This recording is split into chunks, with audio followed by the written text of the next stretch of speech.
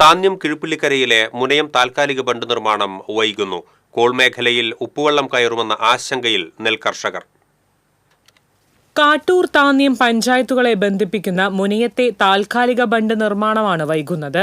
കാലങ്ങളായി ഡിസംബർ അവസാന വാരത്തോടെ പൂർത്തിയാകുന്ന ബണ്ട് നിർമ്മാണത്തിന് ഇതുവരെയും യാതൊരു നടപടിയും തുടങ്ങിയിട്ടില്ല.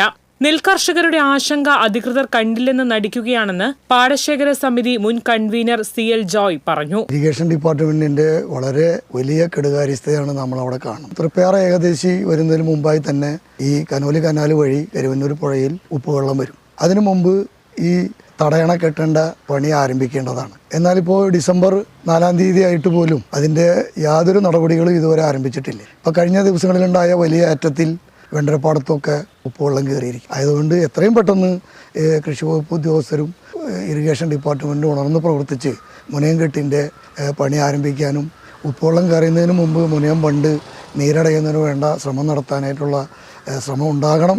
ഈ ബണ്ടിനെ ആശ്രയിച്ചാണ് കാട്ടൂർ, ചാഴൂർ, താന്യം, അന്തിക്കാട് കോൾ മേഖലയിൽ കൃഷി നടക്കുന്നത്. വേനലിൽ കനാലിൽ നിന്ന് ഓരുവെള്ളം കയറി കൃഷി നശിക്കാതിരിക്കാനും ശുദ്ധജല സംഭരണികൾ മലിനമാകാതിരിക്കാനുമാണ് താൽക്കാലിക ബണ്ട് നിർമ്മിക്കുന്നത്. മഴ ആരംഭിക്കുന്നതോടെ ഇത് പൊളിച്ചു നീക്കും.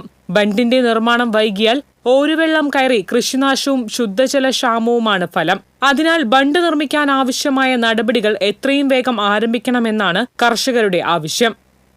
TCV news, Triprayar.